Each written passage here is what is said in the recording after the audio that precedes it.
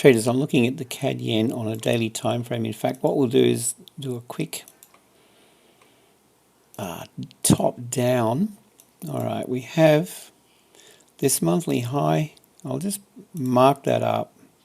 The white line is a monthly, 1M. Okay, so it's traded into this, and I would suggest that we see this pullback. There'd be resting stops up here prior to these moves, and it's just now retesting this level, taking out whatever liquidity is resting up through here. And yeah, we could see the retrace. So let's just go down to the weekly. Okay, same story on the weekly. Okay, so we've attacked these levels here. Now we're seeing a bit of an indecision candle, and I'm thinking possibly a bit more of a retrace. Go down to the daily time frame.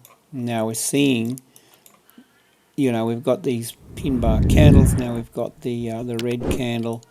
So looking at the higher time frame charts, I'm inclined to think that we see a pullback now. I'll just mark up this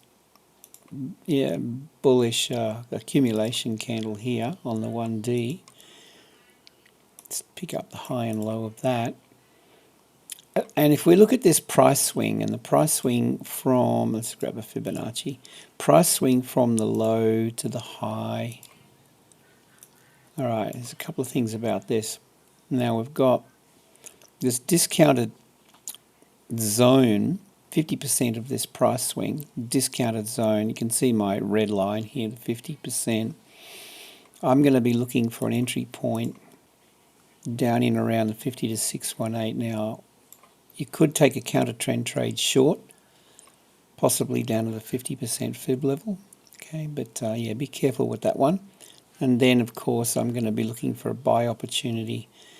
Now, targets, well, if this is an entry, a buy down in here, my first target will be the highs of this candle high. And then I'm just going to run with this 50% pullback down in here, and then an equal measured move, 50%.